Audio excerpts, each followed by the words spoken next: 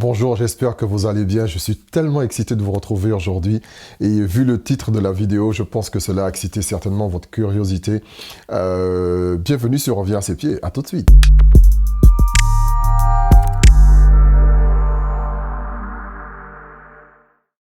Cette vidéo que nous allons regarder aujourd'hui me tient particulièrement à cœur. Cela fait à peu près 2 ou 3 semaines que je la murmure, que je la mâche, que je me vois déjà en train de la tourner afin de vous en parler. C'est un sujet qui a l'air moins prophétique que les autres. Alors quand on a regardé, par exemple, que mettons Hack 1 ou 2 ou 3, que je vous invite à retrouver dans les archives de Reviens à ses pieds, ou quand on a regardé des saisons comme Une saison bénie, je pense que le titre que vous avez vu aujourd'hui doit certainement vous surprendre en disant mais oh ça c'est pas un domaine prophétique parce qu'en général les prophètes parlent de choses prophétiques.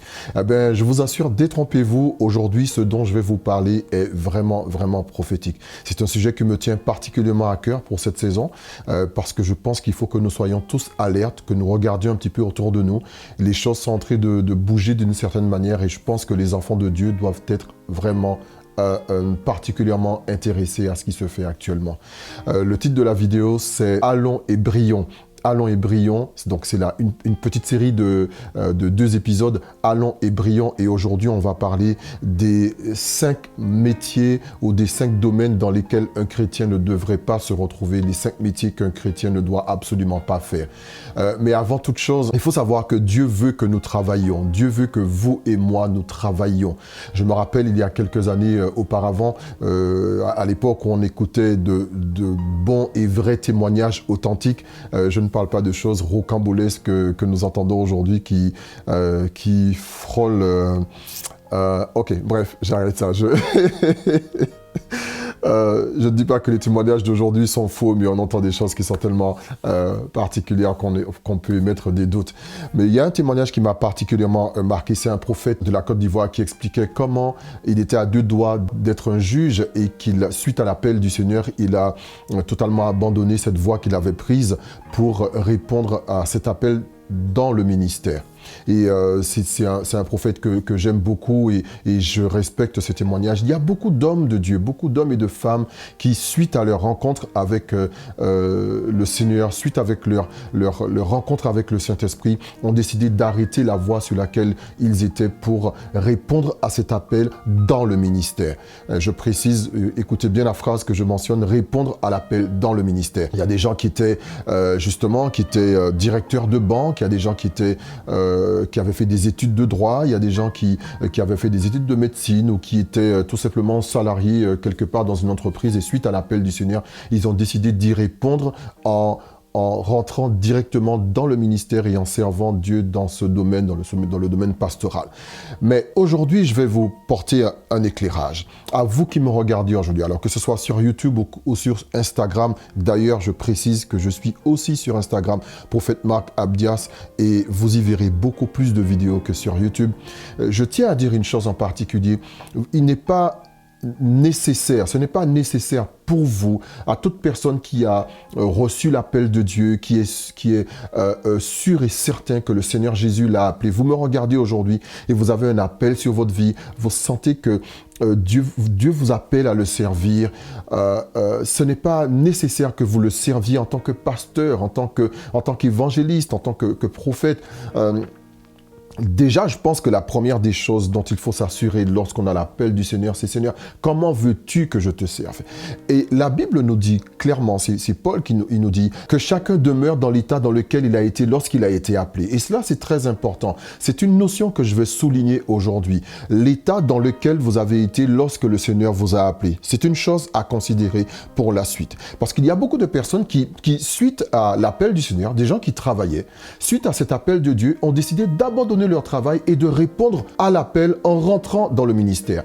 Et à mon avis, je ne pense pas que cela soit la solution idéale ou que cela soit l'ultime solution pour prouver que nous avons répondu à l'appel de Dieu. Je ne pense pas qu'il soit nécessaire de rentrer à plein temps, ce qu'on appelle rentrer à plein temps dans le ministère. Et cela se traduit souvent par « j'abandonne ce que j'étais en train de faire et je décide de mettre le costume. Je décide de prendre la tachékèse, je décide de prendre la Bible et de me consacrer au Seigneur, d'apprendre la parole de Dieu, d'étudier la Bible et ainsi j'ai répondu à l'appel de Dieu. Alors, cela est bon dans beaucoup de cas, mais je pense que dans la majeure partie des situations, je ne pense pas qu'il soit nécessaire d'abandonner ce que vous étiez en train de faire, l'état dans lequel vous étiez lorsque le Seigneur vous a appelé. Il y a beaucoup de personnes qui se trompent et j'irai plus loin. Je veux dire quelque chose aujourd'hui.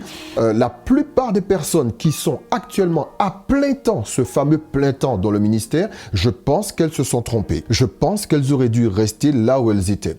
Le meilleur moyen de le savoir, Marc, c'est quoi le meilleur moyen de le savoir? Mais pour moi, le meilleur moyen de le savoir, c'est de creuser ce sujet dans la prière. Seigneur, que veux-tu que je fasse actuellement? Comment veux-tu que je te serve? Tu m'appelles, je suis en train de faire cette activité. Qu'attends-tu de moi? Et cette prière, elle est importante à faire. Parce que il y a aujourd'hui des personnes que nous connaissons qui sont dans le ministère, dans ce fameux ministère à plein temps et qui ne prospèrent pas, qui ne réussissent pas. Alors, quand je parle de prospérer, je ne parle pas nécessairement de prospérité financière, mais je parle de prospérer dans toutes nos activités, dans toutes nos voies. C'est ce à quoi le Seigneur nous appelle. Le Seigneur nous appelle quand il libère sa bénédiction sur nos vies, c'est afin que nous prospérions dans toutes nos voies. J'ai commencé par dire que le Seigneur veut que nous travaillions. Le Seigneur veut que vous et moi, que nous puissions travailler. C'est l'une des choses que Dieu a mises en place en priorité lorsqu'il a créé le ciel et la terre, lorsqu'il a créé l'homme, lorsqu'il a placé l'homme et la femme dans le jardin d'Éden. Il leur a dit, soyez féconds, multipliez, remplissez la terre, assujettissez-la et dominez. Dominez, travaillez, assujettissez-la, allez-y, travaillez, travaillons. Dieu n'a jamais été contre le travail. C'est un gros piège que de croire que nous allons rendre un grand service à Dieu en répondant au ministère sans travailler. Je me rappelle une fois, un homme m'a appelé, il m'a dit, écoute Marc, j'ai une solution pour toi. J'ai quelque chose qui va répondre à tous tes problèmes. J'ai trouvé comment gagner de l'argent sans travailler. Eh bien, je lui ai dit, tu sais, ton offre, je n'en veux pas parce qu'elle ne vient pas de Dieu. Je ne connais aucune activité qui va vous permettre d'avoir de l'argent sans travailler. On dira, oui, mais il y a tel et tel et tel système qui permet d'avoir de l'argent sans travailler. Ce n'est pas possible. Tu mets un système en place, oui, mais pour le mettre en place, il faut travailler. Aujourd'hui, même si il y a des domaines qui sont plus intéressants, plus avantageux que d'autres pour obtenir de l'argent, mais il faut tout de même travailler pour mettre le système en place et pour le maintenir.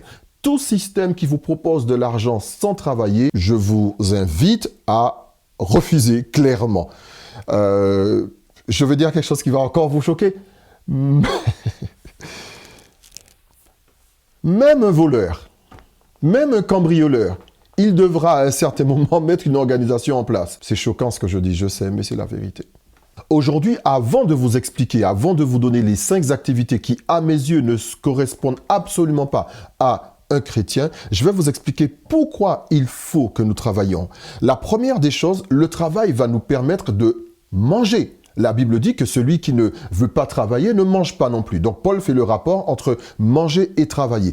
Par le travail, que vous échangiez votre temps contre de l'argent ou que vous soyez producteur de richesses, peu importe dans le domaine dans lequel vous vous situez, mais par le travail, cela va nous permettre d'obtenir de l'argent et cet argent va nous permettre de subvenir à nos besoins. Aussi simple que cela. Le travail ensuite nous permet de nous intégrer dans la société, nous permet de nous intégrer dans l'environnement dans lequel nous sommes situés. Il y a des gens qui habitent dans des villes et qui sont de vrais inconnus, inconnus de tout le monde, inconnus du bataillon, personne ne les a jamais vus, personne ne sait ce qu'ils font et ils sont juste là. Et je vous invite, vous qui m'écoutez aujourd'hui, je vous invite à ne pas être juste là. Je vous invite à ne pas être juste là dans la ville, mais je vous invite à participer dans cette ville, à vous intégrer dans la ville dans laquelle vous êtes. Et l'un des moyens de nous intégrer dans la ville dans laquelle nous nous trouvons, c'est par le travail. Le travail va nous permettre de sortir de notre boîte, de notre zone de confort, va nous permettre de sortir de notre maison et découvrir d'autres personnes, d'autres cultures, d'autres systèmes, d'autres manières de faire. Et je pense que c'est une très, très, très bonne chose pour les enfants de Dieu de travailler. Le travail nous permet premièrement de briller en déployant tout notre talent et en libérant notre potentiel. Alors je reprends, le travail nous permet de briller en déployant tout notre talent et en libérant notre potentiel. N'oublions pas que ce que je suis en train de vous partager aujourd'hui suit la série qui s'intitule « Le très bon de Dieu se trouve en moi ». Donc nous savons très bien, vous savez très bien, vous qui êtes abonnés sur la chaîne Reviens à ses pieds. D'ailleurs, une petite parenthèse, il y a beaucoup de gens qui regardent mes vidéos mais qui ne s'abonnent pas. Je vous informe aujourd'hui que s'abonner ne vous coûte absolument rien, c'est gratuit, donc abonnez-vous. Cela vous fera du bien et vous serez notifié à chaque fois qu'une nouvelle vidéo sortira. Que Dieu vous bénisse pour cela. Nous disons que le travail nous permet de briller en déployant tout notre talent. Dieu a placé des talents en nous lors de la création. Il a placé différentes habilités, différentes capacités, différents dons. Et ces dons, ces talents, ces habilités, ces capacités doivent se déployer, doivent trouver un terrain, et c'est par le travail que le travail, c'est un terrain favorable qui va permettre à toutes les choses que Dieu a placées en vous de se manifester tout simplement. Et j'ai écrit une chose qui est intéressante. Le meilleur travail pour vous, c'est celui qui va vous permettre de déployer tout simplement, de libérer tout simplement ce que Dieu a mis en vous. C'est cela le meilleur travail pour vous. Le meilleur travail pour vous, ce n'est pas celui dans lequel vous êtes en permanence frustré, en permanence diminué, en permanence étouffé. Je ne pense pas que ce travail soit le meilleur pour vous. Le meilleur, c'est celui qui va vous permettre de libérer. L'épanouissement viendra lorsqu'il y aura une libération de tout ce que Dieu a mis en vous. La deuxième chose que le travail nous permet de faire, le travail nous permet d'être une source de bénédiction pour les autres et ceux qui nous entourent. Le travail nous permet d'être une source de bénédiction pour les autres. Vous pouvez difficilement être une source de bénédiction en étant enfermé chez vous et en ne faisant rien. Alors, le Covid a ouvert une nouvelle ère qui s'appelle celle du télétravail. C'est aussi une forme du travail. Et par le télétravail, on peut bénir d'autres personnes. D'ailleurs, regardez, vous qui êtes en train de me regarder ou de m'écouter aujourd'hui, je suis certainement en train de vous bénir. Je suis en train de travailler. Je suis chez moi, mais je travaille avec des caméras, avec un ordinateur. Je vous montre mon ordinateur. Il est là. Voilà, avec mon ordinateur, avec les caméras, je suis en train de travailler et je vous bénis. Mais on peut aller encore plus loin. N'oublions pas que l'essentiel de notre existence, c'est d'aller rencontrer les autres et de libérer l'amour de Dieu. Rencontrer des personnes, rencontrer d'autres personnes. Et c'est cela, parce que la création tout entière, elle attend ardemment la manifestation des fils et des filles de Dieu. Le monde est en train de mourir spirituellement, donc nous devons aller au-dehors. Ecclésia, appelé hors d'eux, c'est cela la mission de l'Église, atteindre les nations, atteindre des individus, atteindre des familles, atteindre nos villes. Amen. La troisième chose que le travail nous permet de faire, le travail nous permet de représenter le royaume de Dieu dans la société. Le travail nous permet de représenter le royaume de Dieu dans la société. Que vous soyez électricien, que vous soyez boucher, que vous soyez secrétaire de direction, que vous soyez chef d'entreprise, là où vous serez, que vous soyez agriculteur, sachez que lorsque vous avez choisi Jésus-Christ, vous avez répondu à l'appel de Dieu sur votre vie, vous avez dit oui à Jésus, oui à la vie de Jésus dans votre corps, dans votre être tout entier, lorsque vous avez reçu le Saint-Esprit, vous êtes un ambassadeur, vous êtes un agent spécial, vous êtes un agent de l'amour de Dieu, vous êtes un agent de la justice de Dieu, de la paix de Dieu, et vous devez porter ces choses dans la société. Nous devons être des représentants du royaume de Dieu là où nous nous trouvons. Et qui dit représentant dit dispensation de la grâce et des dons de Dieu là où nous sommes. S'il vous plaît, ne privons pas le monde de ce que nous avons reçu. J'ai du mal avec des chrétiens qui sont aigris. Lorsqu'on les approche, ils sont tristes, ils sont aigris, ils sont too much, ils sont trop spirituels. Ils sont trop spirituels, trop sérieux, trop... Vous savez une chose, je vais vous raconter une anecdote. Vous savez... Wow. Amen. La joie du Seigneur est ma force. Alléluia. Une fois, j'étais dans une convention et j'ai rencontré d'autres prophètes et je me rappelle d'avoir une interaction avec un prophète comme ça et le prophète m'a dit, c'était en anglais, mais il m'a dit, prophète, tu tu n'es pas sérieux, tu n'es pas assez sérieux, tu rigoles trop. Et quand la personne m'a dit ça, vous savez ce que j'ai fait? J'ai ri encore plus. J'ai ri encore plus parce que par cette phrase, elle venait de dire que lui et moi, c'est fini. La joie du Seigneur est ma force. Que voulez-vous que je fasse encore? Est-ce que c'est pas notre statut, notre costume, notre position en Christ dans le ciel, notre autorité? Non, trop sérieux. Envoie un message à un frère, à une sœur que tu connais, que dans le ministère. Lui dis, mon frère, ma sœur, tu es trop sérieux. Trop sérieux. Il ne faut pas trop se prendre au sérieux dans l'histoire. Parce que c'est Christ en nous. Point à la ligne. OK? Christ en nous. Donc, soyons des représentants du royaume. Et lorsque nous sommes des représentants du royaume, nous avons la joie. Nous allons avec la joie, la force, la paix, la puissance, l'Esprit de Dieu et toute forme de révélation. Mais nous sommes des représentants du royaume de Dieu. Là où nous sommes, ne privons pas le monde de cela. La quatrième chose que le travail nous permet de faire, et je ne sais même pas si je vais vous dire les 5 points aujourd'hui, mais il faut que je vous les dise. La quatrième chose, c'est le travail nous permet à Dieu de nous former, de nous forger et de nous tester. Le travail, et ça c'est un point qui est capital, par le travail, nous permettons à Dieu de nous former, de nous forger et de nous tester. C'est un point qui est capital. Prenez un stylo, une feuille, prenez votre téléphone, écrivez ça. Par le travail, Seigneur, je te bénis pour ce travail que tu m'as donné parce que par lui, tu me forges, tu me formes et tu me testes. Vous savez, nous pouvons parler en langue toute la journée. Mais si, lorsque nous arrivons sur notre lieu de travail, à la première phrase, nous explosons tel un volcan, vous savez, vous dites, Seigneur, donne-moi de la patience. C'est par le travail. Il va te mettre un collègue spécialement pour toi. Tu vas dire, mais Seigneur, je ne comprends pas. Ce collègue, il m'énerve. Ce collègue, il me sort par les trous de nez et il me sort par les yeux. Vous savez, ces collègues-là qui nous énervent ou ces situations qui nous énervent. Mais justement, Dieu dit, mais je ne comprends pas. Tu m'as demandé de te donner de la patience. Mais voilà, je te donne. Seigneur, donne-moi de l'amour, Père, pour les autres. Vous savez, ces prières que nous faisons, oh Père, ok, all right, pas de problème, je vais te donner ça. J'ai ça pour toi. J'ai ça pour toi. J'ai ça pour toi. Je vais te donner ça. Il va envoyer quelqu'un. Vous savez, ce genre de personnes que, finalement, ces gens, on pense qu'ils viennent du diable. Non! Ils viennent de Dieu. Dieu envoie ces gens. Vous savez, ce genre de personnes. Ce genre de personnes qui correspondent bien au profil que vous détestez. Genre de, peut-être, c'est une femme qui a 45-50 ans, qui n'est pas mariée, qui n'a pas d'enfant, qui n'a rien, mais qui va bien vous attaquer sur votre famille, qui va vous expliquer comment gérer votre famille alors qu'elle n'en a pas.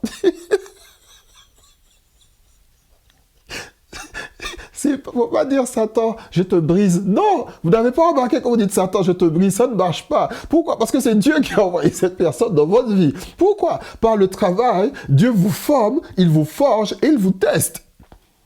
Ok, donc il y a plein de situations aujourd'hui. Je sais pourquoi il fallait que je fasse cette vidéo. Mike! Vous qui me regardez aujourd'hui, soyez relax, détendez-vous. Si moi je rigole, pourquoi vous ne rigolez pas? Soyez relax. Ok, écoutez bien.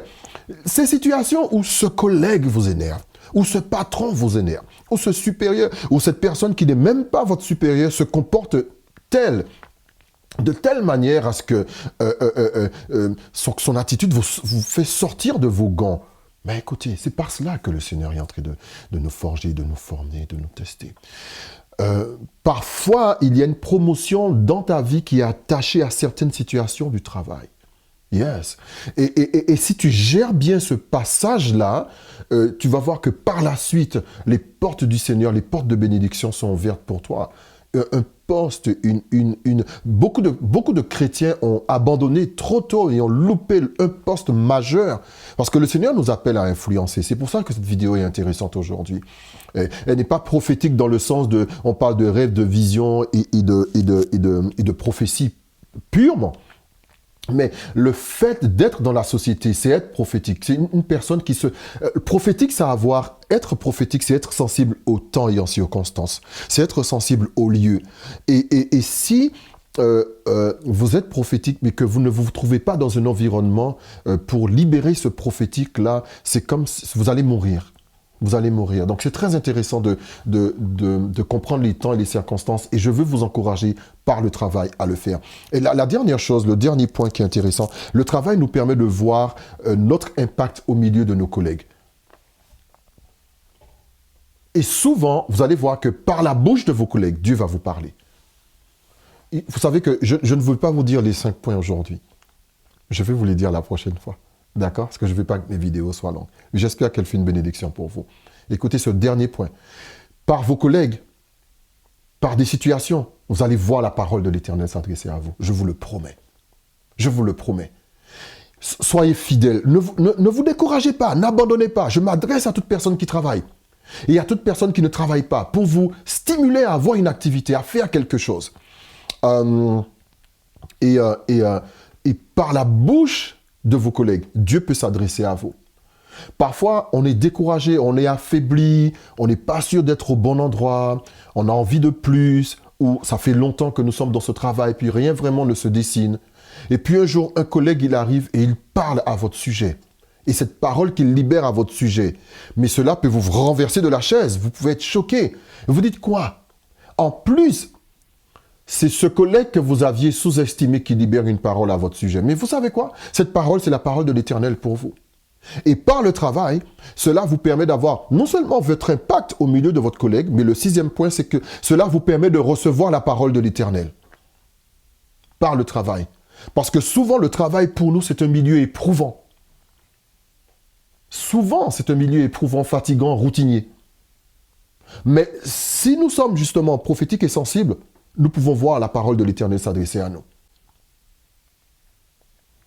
Je ne sais pas si vous vous rappelez cette histoire dans la Bible où le nom m'échappe, c'est ce prophète qui dit à Dieu, je suis le plus petit prophète, je suis le plus petit de ma famille, la plus petite famille de la région. Et puis il s'avère qu'au moment où il devait livrer bataille, le Seigneur lui dit, écoute, va à tel endroit sur une montagne et puis place-toi là. Et il y va. Avec ses soldats, je paraphrase, parce que le nom du prophète m'a échappé étrangement. Et alors qu'ils sont en attente, en train de guetter le camp de l'ennemi, il s'avère qu'il y a 2 soldats ennemis qui sont en train de discuter. Et l'un des soldats dit, j'ai rêvé du prophète hier, et il est en train de raconter le rêve qu'il a eu. Et de par cela, le prophète qui était là, qui entendait, a compris que Dieu lui donnait le feu vert pour attaquer l'ennemi.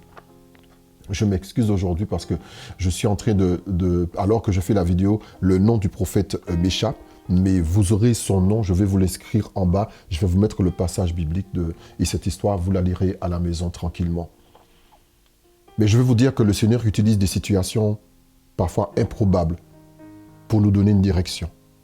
Le Seigneur peut utiliser votre chef, votre collègue, un environnement particulier, une situation de travail particulière, juste pour vous. Le Seigneur peut vous mettre dans des situations où vous serez testé. Par exemple, si vous avez des problèmes d'argent, ou vous avez du mal à gérer, l'argent c'est une tentation pour vous, le Seigneur peut vous placer dans un environnement où il y aura beaucoup d'argent. Juste pour vous forger, vous tester, vous éprouver. Ou si vous avez du mal avec... vous savez, il y a des gens qui sont kleptomanes, des gens qui... Tout ce qu'ils voient, ils prennent. Le Seigneur peut vous mettre dans un environnement où il y a beaucoup de choses, beaucoup de valeurs, beaucoup d'objets.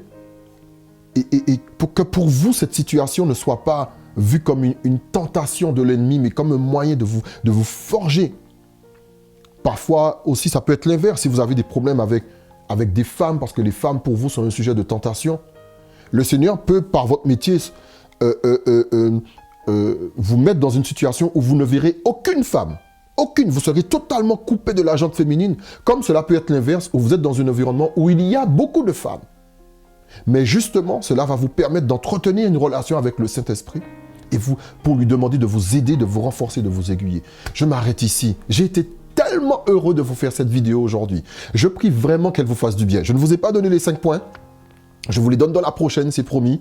Restez connectés et activez la cloche de notification. Faites circuler ce message. Donnez-le à un maximum de personnes. Vous qui êtes sur YouTube et sur Instagram. Que Dieu vous bénisse. Et c'est promis, la prochaine vidéo, je vais vous dire, il y en a 2 qui vont suivre. La première sera les 5 métiers qu'un chrétien ne doit pas faire. Et la deuxième, ce sera à peu près les 5 ou 6 ou 7 ou 10 métiers qu'un chrétien doit faire, peut faire et sur lequel, dans lequel il verra la main de Dieu sur sa vie.